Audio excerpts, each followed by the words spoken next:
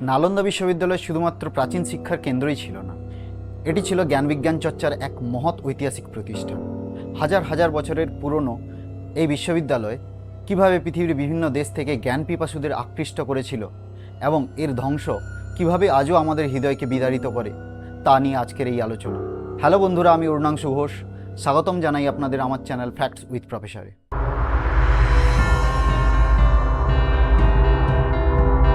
নালন্দা হলো সংস্কৃতের তিনটি শব্দ না, আলম, দা, যার অর্থ হলো জ্ঞানের অপ্রতিরোধ্য প্রবাহ। নালন্দা বর্তমান বিহারের পাটনা থেকে 95 কিলোমিটার দক্ষিণ পূর্বে অবস্থিত। অনেক ঐতিহাসিক বিবরণ থেকে জানা যায় যে গুপ্ত সম্রাট কুমারগুপ্তের আমলে এই বিশ্ববিদ্যালয় বিকাশ লাভ করে। পরবর্তীকালে কনৌজের সম্রাট হর্ষবর্ধন এই বিশ্ববিদ্যালয়ের উন্নতি সাধন করেন এবং পরে তা পাল সাম্রাজ্যের অধীনে বিকাশ লাভ করে। চীনা পরিব্রাজক হিউয়েন সাংয়ের মতে এই বিশ্ববিদ্যালয়ে তখন প্রায় 10,000 পণ্ডিত এবং 2,000 শিক্ষক ছিলেন। ঐতিহ্য হিসেবে নালন্দা বিশ্ববিদ্যালয়ের 400 বছরের পুরনো ঐতিহ্য রয়েছে। নালন্দা বিশ্ববিদ্যালয়ে 427 সিই থেকে 1197 সিই পর্যন্ত বৌদ্ধ অধ্যয়নের কেন্দ্র ছিল। চীন, জাপান, পারস্য, ইন্দোনেশিয়া, শ্রীলঙ্কা থেকে বহু শিক্ষার্থী এখানে ভিড় জমাতেন। তবে এখানে সুযোগ পাওয়া তেমন সোজা ব্যাপার ছিল না, কারণ এখানে দিতে হতো অনেক কঠোর পরীক্ষা। বিদ্যালয়ের মূল তোরণে কোনো না কোনো শিক্ষক উপস্থিত থাকতেন, বেশিরভাগই প্রত্যাখ্যাত হতেন। তবে যারা সুযোগ পেতেন তাদের জ্ঞান ছিল তর্কাতীত। শিক্ষকরাও ছিলেন তেমন। এমনও শোনা যায় আর্যভট্টের মতো ভারতীয় বিশিষ্ট গণিতজ্ঞ এই প্রতিষ্ঠানের সঙ্গে জড়িয়েছিলেন।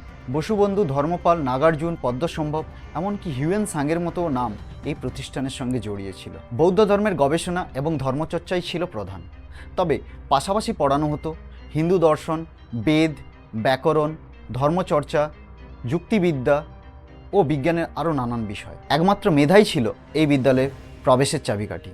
এমনকি রাজপরিবারের সদস্যদের সঙ্গেও পক্ষপাতিত্বের কোনো সুযোগ ছিল না। এই বিশ্ববিদ্যালয়ে পড়ার জন্য পড়ুয়াদের দিতে হতো না কোনো বেতন। নালন্দায় পড়াশোনা অনেক বেশি শ্রুতি নির্ভর ছিল এবং শিক্ষার্থীদের চিন্তার জগৎকে প্রসারিত করাই ছিল এই শিক্ষার মূল উদ্দেশ্য।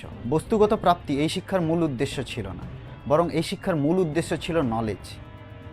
বিভিন্ন ধরনের আলোচনা, যুক্তি, পাল্টা যুক্তির মাধ্যমে এখানে অধ্যয়ন চলত। চীনা পরিব্রাজক হিউয়েন সাংয়ের বিবরণ থেকে জানা যায় যে নালন্দায় শিক্ষা ছিল সম্পূর্ণ বিনামূল্যে। তাছাড়াও এখানে খাদ্যদ্রব্য, বস্ত্র এবং চিকিৎসা ব্যবস্থাও ছিল সম্পূর্ণ বিনামূল্যে। তবে জনসাধারণ পণ্ডিত এবং ছাত্রদের খাদ্যদ্রব্য এবং বস্ত্র দান করতেন। এখানে মূলত স্নাতকোত্তর পর্যায়ে শিক্ষা দান করা হতো। এখানকার ভর্তি প্রক্রিয়া ছিল অত্যন্ত জটিল, কারণ দেশ বিদেশের নানা ছাত্রছাত্রীদের স্বপ্ন ছিল নালন্দার মতো বিশ্ববিদ্যালয়ে পড়াশোনা করার। বিখ্যাত ভারতীয় গণিতজ্ঞ আর্যভট্ট, যিনি শূন্যের আবিষ্কার করেছিলেন, যা গণিতশাস্ত্রে এক অভূতপূর্ব আবিষ্কার, তিনি এই বিহারের পাটনাতেই জন্মগ্রহণ করেছিলেন। তিনি একসময় নালন্দা বিশ্ববিদ্যালয়ের প্রধান হিসাবেও দায়িত্বভার বহন করেছিলেন। এবার ভাবুন, তখনকার ভারতবর্ষ বিশ্বে কতটা উন্নত মানের ছিল। প্রাচীন ভারতীয় গণিতবিদ আর্যভট্টের এই কীর্তির কথা আমরা অনেকে না জানলেও পশ্চিমা বিশ্ব কিন্তু ঠিকই জানে। আমরা আধুনিক শিক্ষায় শিক্ষিত জনেরা মনে করি ইংরেজরা আসার পূর্বে ভারতের শিক্ষা ব্যবস্থা বলতে কিছুই ছিল না। ইংরেজরা আসার পর আমরা সেই শিক্ষায় শিক্ষিত হয়েছি। আমরা এও মনে করি ইংরেজরা আসার পূর্বে তৎকালীন ভারতবর্ষে শিক্ষা ব্যবস্থা বলতে কিছুই ছিল না। আক্ষরিক অর্থে বিশ্বের ইতিহাসে আমরাই এমন উন্নত মানের বিশ্ববিদ্যালয় তৈরি করেছিলাম। কথিত আছে যে নালন্দা বিশ্ববিদ্যালয় ছিল স্থাপত্যের একটা মাস্টারপিস। এটি সম্পূর্ণরূপে লাল ইট দিয়ে তৈরি হয়েছিল। ছিল উঁচু দেওয়াল এবং প্রবেশদ্বারের কাছে একটা বিশাল বড় গেট। কম্পাউন্ডে ছিল অনেক মন্দির, স্তূপ, শ্রেণীকক্ষ এবং মেডিটেশন হল। এছাড়াও ছিল পার্ক। এই বিশ্ববিদ্যালয়ের প্রধান আকর্ষণ ছিল এখানকার লাইব্রেরি, যার নাম ছিল ধর্মগুঞ্জ, অর্থাৎ সত্যের পাহাড়। লাইব্রেরিটি এত বড় ছিল যে এটি 3 তলা একটি মাল্টিস্টোর বিল্ডিংয়েরও সমান। এই ভবনগুলোর নামও ছিল রত্নসাগর, রত্নদধি এবং রত্নরঞ্জক। এদের মধ্যে রত্নদধি ছিল সবথেকে বড়। এখানে প্রায় 90 লাখ পুস্তক ছিল। এই রত্নদধি ছিল 9 তলা উঁচু মাল্টিস্টোর বিল্ডিংয়ের সমান। সবচেয়ে পবিত্র গ্রন্থ এবং পাণ্ডুলিপিগুলো এই রত্নদধিতেই রাখা ছিল। এই সব তথ্য থেকে লাইব্রেরিতে উপস্থিত বিপুল সংখ্যক বইয়ের কথা আমরা অনুমান করতে পারি। বিভিন্ন বহিঃশত্রু আক্রমণ করেছে আমাদের এই ভারতবর্ষকে এবং তার হাত থেকে রেহাই পায়নি নালন্দা বিশ্ববিদ্যালয়ে।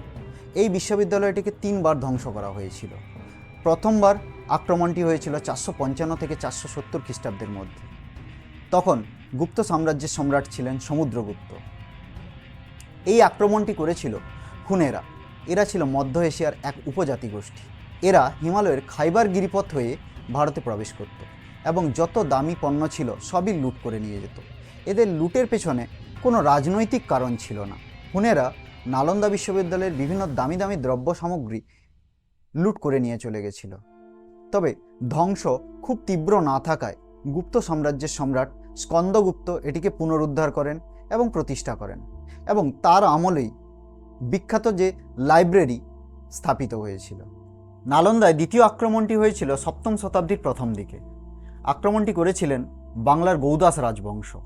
তখন কনৌজের সম্রাট ছিলেন হর্ষবর্ধন। হর্ষবর্ধনের সঙ্গে গৌদাস রাজবংশের বিরোধিতা ছিল। এই হামলার পেছনে মূল ছিল রাজনৈতিক ভারসাম্যহীনতা।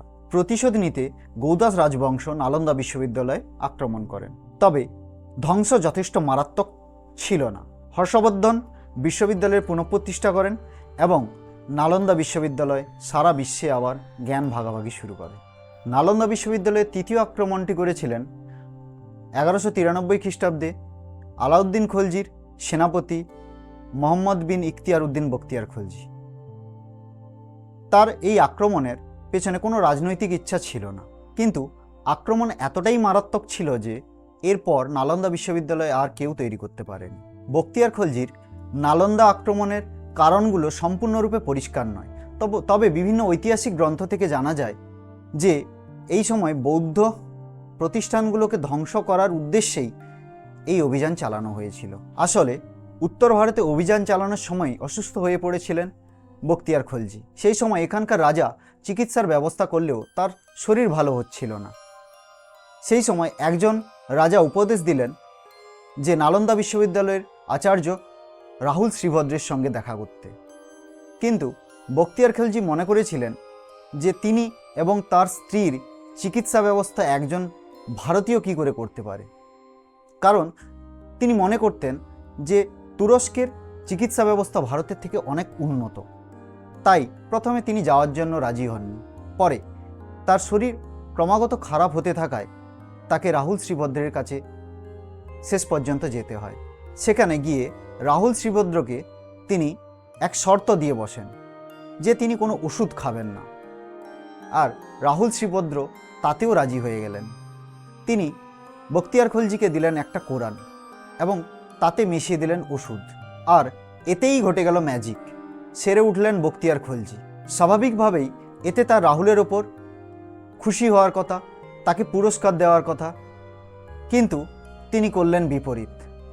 তিনি ভাবলেন যে ভারতের চিকিৎসা ব্যবস্থা তুরস্কের থেকে এত উন্নত, ফলে তার সমস্ত রাগ গিয়ে পড়ল নালন্দা বিশ্ববিদ্যালয়ের ওপর। ব্যাস, এরপরেই তিনি হামলা করে বসলেন এই মহাবিহারে। আর তারপর কি হলো তা ভাবলে আজও শিউরে উঠতে হয়, কারণ এত বছরের লব্ধ জ্ঞান, চর্চা, মেধা সবই জ্বলে পুড়ে ছাই হয়ে গেল। সেই সঙ্গে হাজার হাজার বৌদ্ধ ভিক্ষুককে পুড়িয়ে মারা হলো, কারুর মাথা কাটা হলো। যারা প্রাণে বেঁচে গেলেন তারা নালন্দা বিশ্ববিদ্যালয় ছেড়ে পালিয়ে গেলেন, আর চোখের সামনেই ধ্বংস হয়ে গেল নালন্দা বিশ্ববিদ্যালয়।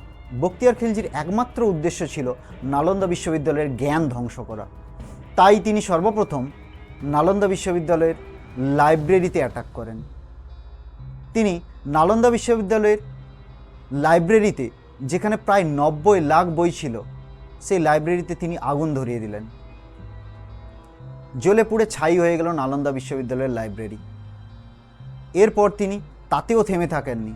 যাতে জ্ঞান এক পণ্ডিত থেকে অন্য পণ্ডিতের কাছে না প্রসারিত হতে পারে, তার জন্য তিনি সমস্ত পণ্ডিতদের শিরচ্ছেদ করে ফেললেন। অনেক ঐতিহাসিক বিবরণ থেকে জানা যায় যে এখানকার লাইব্রেরিতে যখন আগুন ধরিয়ে দেওয়া হয়েছিল তা প্রায় 3 মাস পর্যন্ত জ্বলেছিল। এই ধ্বংসযজ্ঞ এতটাই মারাত্মক ছিল যে অন্য কোনো সম্রাট এই বিশ্ববিদ্যালয় আর পুনর্নির্মাণ করতে সফল হননি। তাই নালন্দায় জ্ঞান প্রবাহের অবসান ঘটে। যতবারই নালন্দার স্মৃতি ফিরে আসে ততবারই যেন কুঁকড়ে যেতে থাকে সভ্যতার হৃদয়। কে জানে নালন্দা বিশ্ববিদ্যালয় এবং আরও কিছু প্রাচীন বিশ্ববিদ্যালয় আজ যদি ধ্বংস করা না হতো তাহলে জ্ঞান বিজ্ঞানে ভারতীয় উপমহাদেশই হয়তো আজ সমগ্র বিশ্বে নেতৃত্ব দিত। আপনাদের কি মনে হয় তা কমেন্টে জানিয়ে দিন। ধন্যবাদ বন্ধুরা এই বিশেষ পর্বটি দেখার জন্য। আপনাদের যদি ভালো লেগে থাকে তাহলে লাইক, শেয়ার এবং সাবস্ক্রাইব করতে ভুলবেন না। দেখা হবে অন্য কোনো রহস্যময় ঘটনার সঙ্গে। ততক্ষণ পর্যন্ত ভালো থাকুন, সুস্থ থাকুন।